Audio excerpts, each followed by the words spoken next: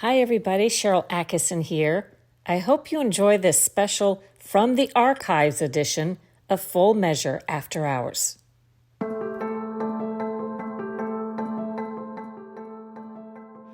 Hi everybody, Sharyl Attkisson here. Welcome to another edition of Full Measure After Hours. Today, high hopes for legalized recreational marijuana are going up in smoke for some who were lured by the promise of a new green rush. We are in the middle in America of a major drug, business, and legal experiment.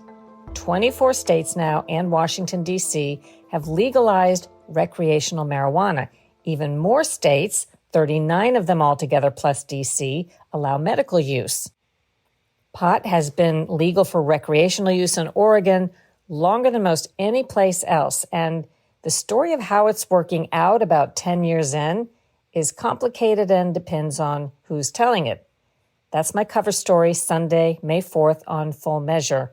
I have visited numerous states, including most of the first ones that legalized recreational marijuana.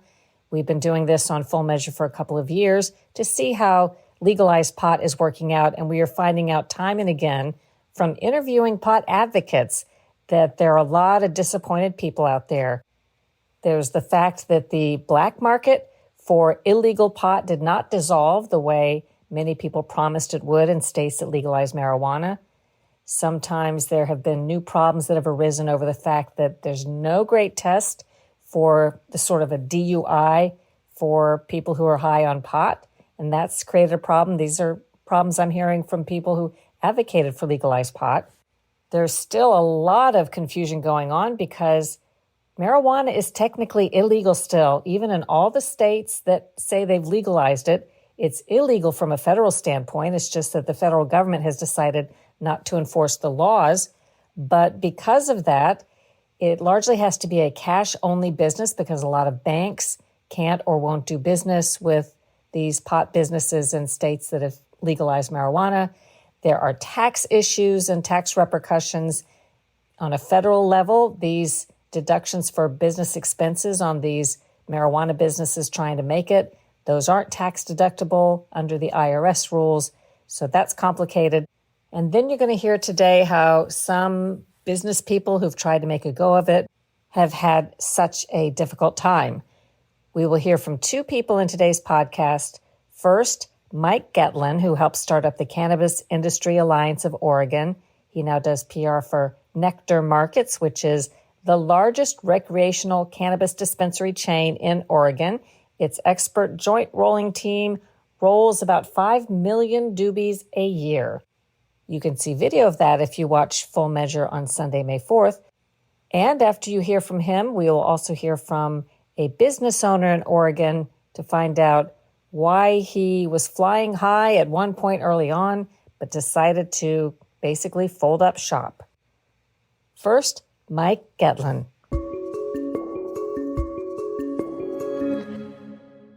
So what's the history of legalized marijuana in Oregon? We had one of the first medical programs in the country, and then in 2016 we rolled out adult use across the state, and have been growing ever since. If you had to give the whole effort statewide a grade in terms of success, whatever that means, what would you say it is at this point? You know, it's interesting. I think a better way to put it would be a grade point average, because I think there's several areas that matter for the success or failure of a state system. I think we get an A for the amount of legal market adoption. The number of Oregonians that choose to get their cannabis products from legal sources is probably the highest in the country. We definitely get an A+ for the best products around. The diversity and quality of product development in Oregon has been uniquely good across the country. And I think we get an A for minimizing any public health or safety harms. We probably get about a C- for the business climate, and the ability of the regulatory infrastructure to modernize and adapt. And so I think we've done most of it very well, but it's certainly come at a high cost to people who've tried to make a run of it in this industry. What would you say, if you had to kind of finish this sentence, the best part of adult use legal marijuana in Oregon is? The best result has been what? The best result has been developing a genuine community that encompasses both the business operators, especially small farms and small processors, and consumers. And we've created a world in which consumers feel safe. They have access to interesting and compelling products at price points that are unmatched in most of the rest of the country. And so I think the consumer experience in Oregon is definitely the best part, and the industry and community's ability to support that consumer experience. And the worst part or the most challenging part? Trying to make a profit. As someone who's worked in the trade association world in Oregon for many years, I would say 90+% of my friends' businesses have failed. My farm failed that I originally started, and I was fortunate enough to be able to continue my work in the industry through Nectar and through the trade associations. But the business failure rate and the type of economic damage that it has done to many of my friends and colleagues has been really tough to watch. Overall, would you say Oregon is a big success story? Yes, I think overall it's a big success story, but it's taken a lot to get there. When you look at other states, and I know you know something of what's going on in places like Ohio and California, how does the Oregon experience compare to what other states have seen? We have covered, as I mentioned to you, in Colorado and California, where there's a great deal of disappointment, the illegal drug trade exploding rather than getting better, and all kinds of problems they're having there. What are your thoughts on that? I think that Oregon provides a wonderful case study, as does Colorado and Washington. But I think the early adoption states provide a great roadmap. And I think that we now know the information is out there as to how to achieve the goals that a state regulatory or legislature wants to get to. And I think there's a huge diversity of opinions in terms of how well that's been used. You can look at certain states that have rolled out adult use and that have taken lessons from early adopter states and have done it pretty effectively, Ohio being a really good example of that. Ohio's adult use program is in the process of rolling out now. We've got a few stores out there, and we've been really pleased overall with the way that the regulators and the state officials have handled the program. Whereas in California, I think it's no mystery that the hopes and dreams of the people who designed the system have not really come true. These are tricky things to get right, and they're especially challenging against the backdrop of a lack of federal movement on the issue and of federal allowance of hemp-derived products that compete directly with us in a lot of these markets. I want to ask more about the federal role in just a moment, but if you could say, if I only knew then what I know now, is there something that comes to mind from the beginning? If I only knew then what I know now.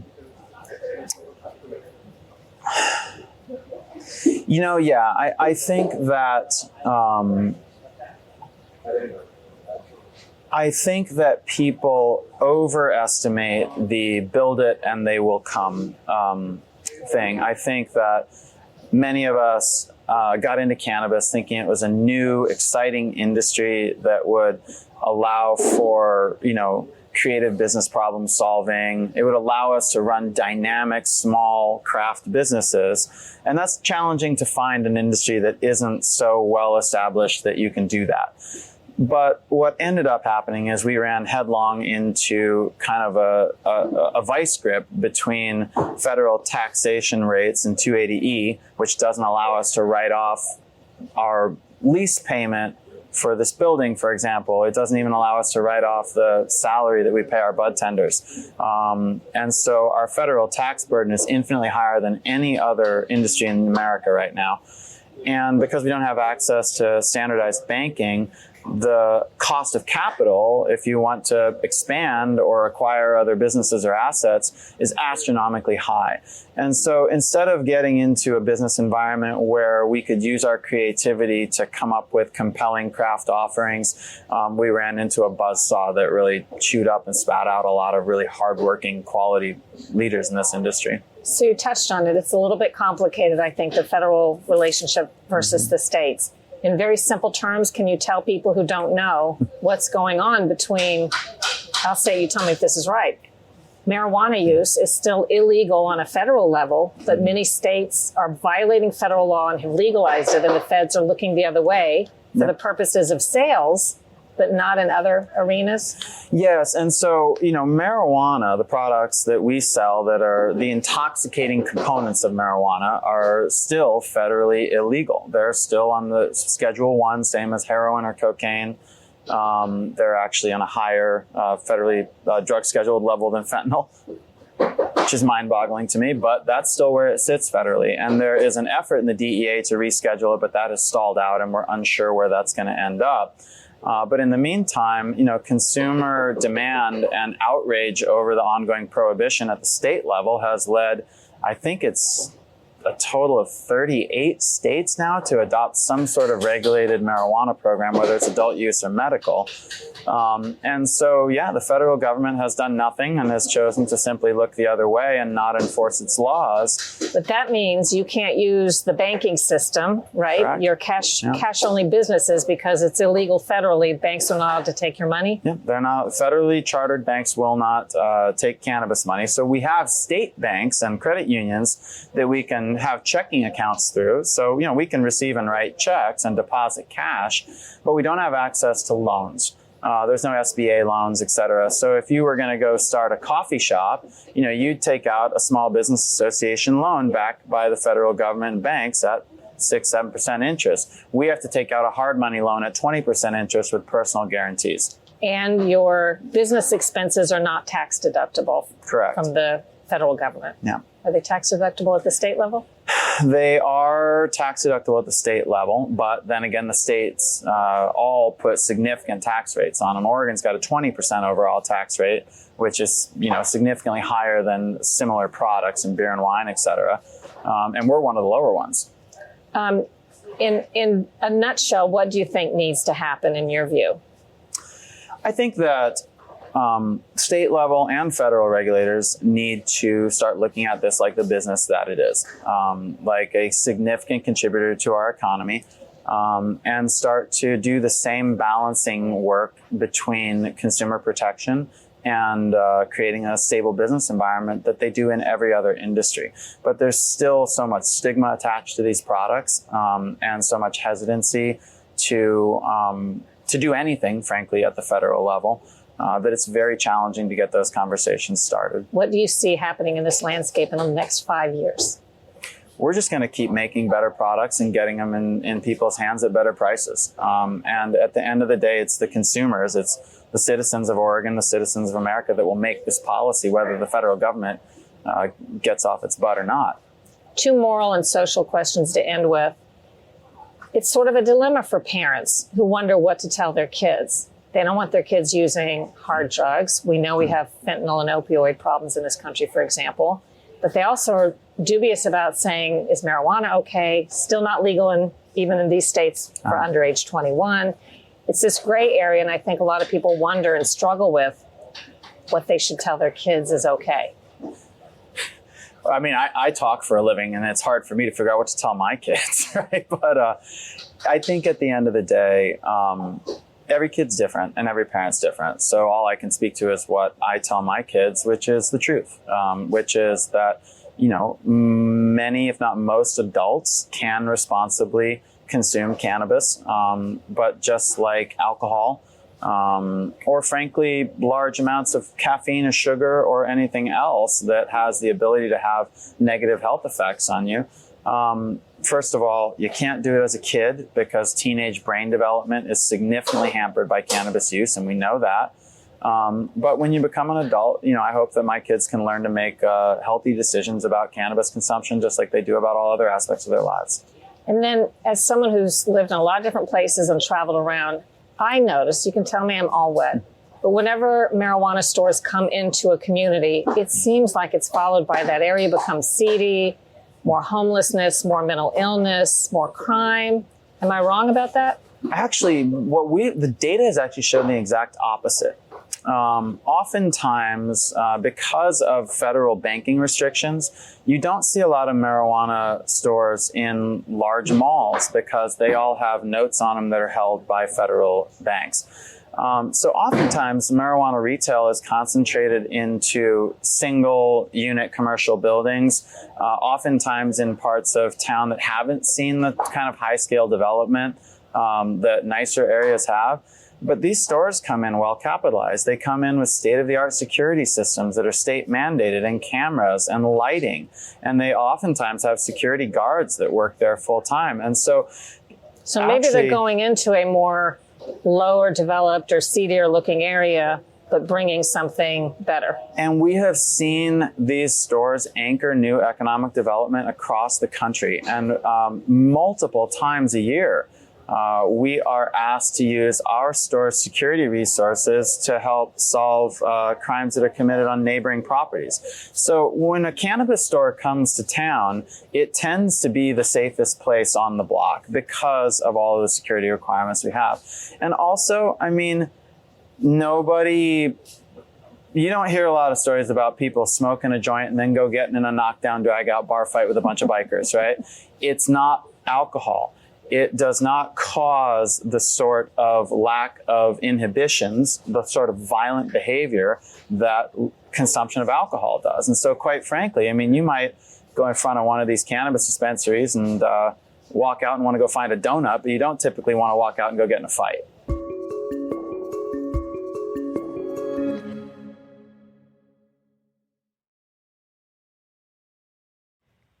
Next up, we'll hear from a small business operator who tried to make a go of it in Oregon, but it turned out to be a bummer.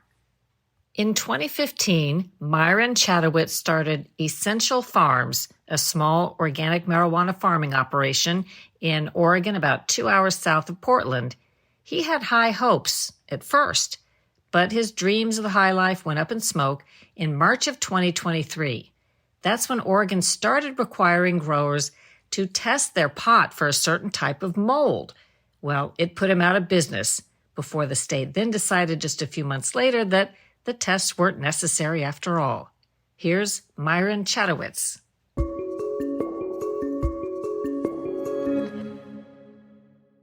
How many people did you have at your peak? 22 people. We were doing $1 million in sales. We were doing great. Were we making money? No, but we were seeing there's an avenue ahead. We were very well known. People knew who we were. So misplaced regulation, in your view, put you out of business. And the fear of future. So it was like, here we are. The law's gone. We have a good reputation. We still have active equipment. Can we do this again? And I looked and we calculated and we're like, okay, we're going to need this much money to get everything built up again because we really haven't been making any money. We're going to have to hire up a staff. We're going to do all that. That's going to take an investment. And do we want to go back into this grind? We're going to have to raise money for this. Do I, first of all, see a way of paying that money back? And secondly, what's going to stop the state or federal throwing another regulation out of the blue that we're going to have to adapt to that maybe we won't be able to? And it's like, can I do this any longer? And as a businessman, I said, I'll take the loss. I'm done. My cousin, this is what he does. We said, let's go down to a one-person operation. We reduced our license down to the second smallest you could get. And he's, scraping by, doing what he loves. Do you think the future of this business is ultimately giant corporations come in that can afford the regulation burden and they take over everything? Unfortunately, I think that's the end game. The big corporations have been already out there working to get the regulations put in place. Like what kind of companies? So when we were doing the research on what was going on with this Aspergillus case, this is just like a small case in point, we found who's behind these regulations. And we found, the guys who invented the test, the guys who found they had figured out the genetic code I'm not saying it exactly right, but they'd figured out the genetics of a couple strains. Back in 2017, people thought that was the secret to making money. Patent a strain, make money on that, sell that. And there's no money in that because it's a plant. You can just breed it with something else. There's a million different strains. So then they figured, we know the code of cannabis. That means if we test it genetically, anything else in there, we'll see. So we can now use a genetic test to test for any kind of thing out there. And they were like, well, Aspergillus is an easy one. We can test for it. We have a test. And they went around the country and talked to regulators and said, this is a real problem. Aspergillosis kills people. You should be testing for that. We have a test for it. And then other people said, hey, we have a machine that can clean the cannabis. We can sell this machine. We'll teach people how to keep people clean. And they went and pushed regulation. And so the natural question is, how do I know that? Because I led a group of farms in a way to work with this regulation, and I met with all these companies. And these companies told me, yes, we work with the regulators. We're the ones who know how to beat this because we helped write the rules. And I said, isn't that a conflict of interest? They said, well, no, we really care about the consumer.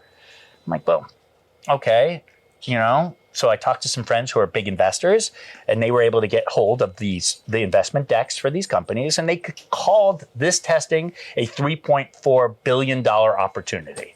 So in my eyes, how am I going to compete with a company that's raising money on a $3.4 billion opportunity? They'll come up with another test. I beat Aspergillus, they'll come up with something else. Cigarettes, they don't get tested for that. Alcohol, they don't get tested for that. Why not? Because they have very big lobbyist groups with lots of money that will prevent that. No one is going to touch the cigarette industry. But cannabis is not found. We don't have a good enough group. We have small groups. We can get together. We can fight rules. But there's no one really watching out for us. And I definitely agree that we need regulation. I don't believe in free, open, let anyone do whatever we want. You got to protect the consumer, but you have to do it in a scientific manner that actually makes sense. Can you, in really simple terms, describe to people who aren't familiar with this, and I'm talking about a couple of paragraphs, the trajectory of legalized marijuana in Oregon from the viewpoint of someone trying to make a living at it? So it all started with a lot of promise. We thought we'd written a really good law, a really good rule when things went legal. And a lot of people who had been spending their lives growing cannabis saw this as an opportunity to come out from under the rug and really do something good and have a legitimate business. And everyone said, we're going to follow the regulations. They're decent regulations.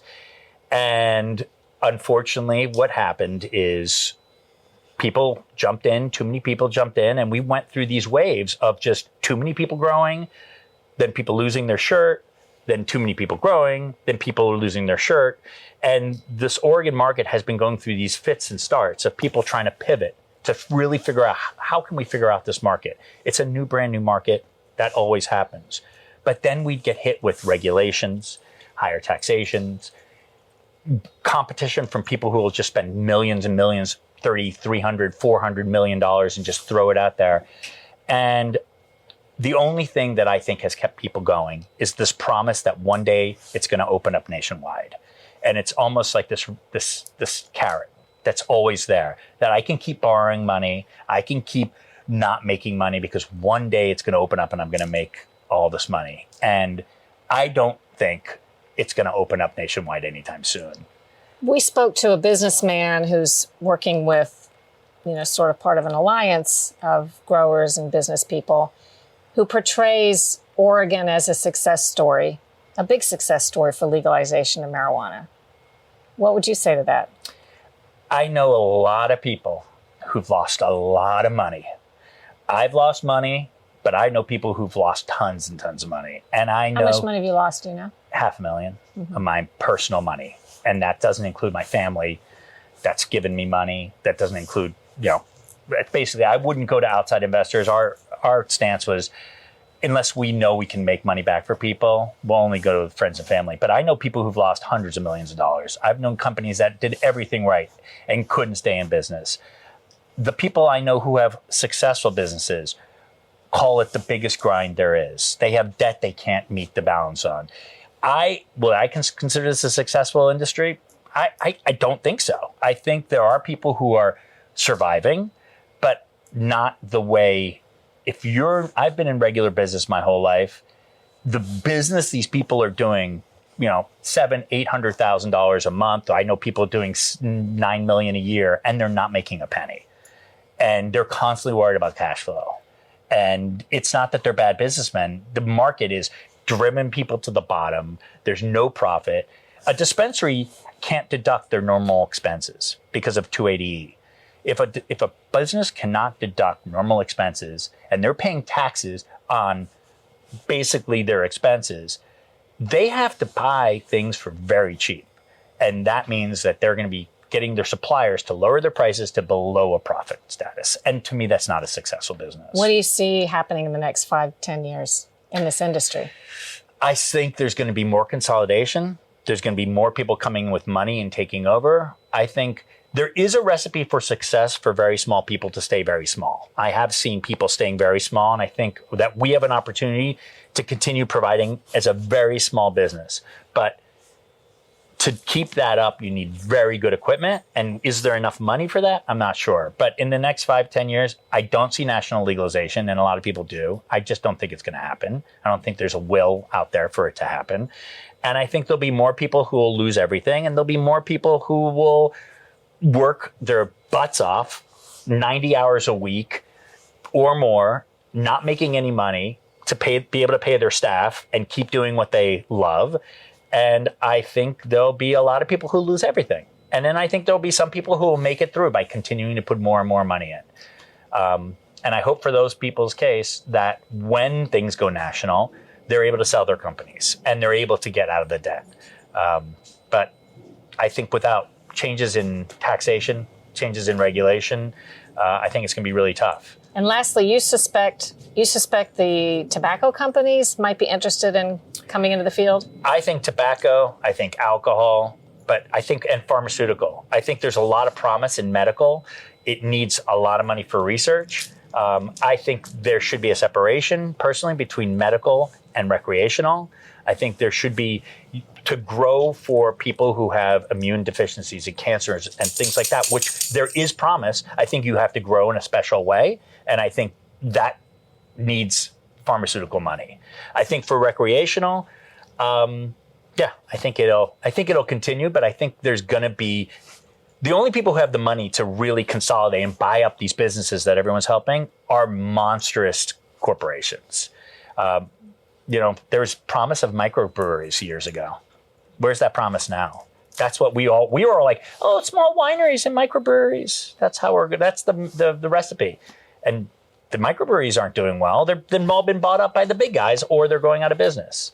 So I am not as optimistic as my friends. I'm still part of that organization. I believe in that organization. I believe the only way forward is for people to get together and share ideas and not be scared of competitors, but work together with competitors and kind of weed out the bad guys. And that's what we tried to do. So is there a path forward? Possibly. But I don't want part of it.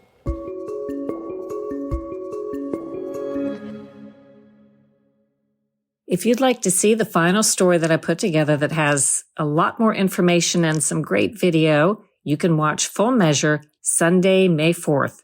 To find out where to see it near you, go to SharylAttkisson.com and click the Full Measure tab for a list of stations and times, or you can watch it on our YouTube Full Measure channel.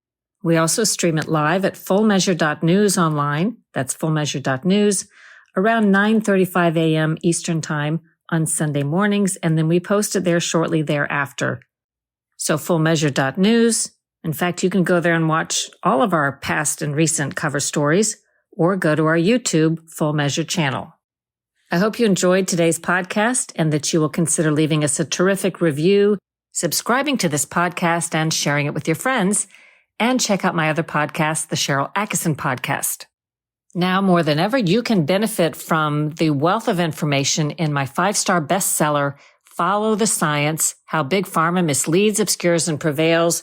In that, I address and answer a lot of questions about how our medical establishment became so corrupted from top to bottom, which in turn explains why America has exploded with a chronic disease epidemic right under the noses of our public health officials and our doctors who almost seem not to notice. And as we've never spent more money on healthcare, insurance, hospitals, medicine, and so on. Follow the science, very eye-opening, with proceeds benefiting independent reporting. And also benefiting independent reporting causes, my store at SharylAttkisson.com. Click the store tab for some exciting products with interesting slogans for independent thinkers like you, such as, I need to find some new conspiracy theories. All my old ones came true. And do your own research, make up your own mind, think for yourself.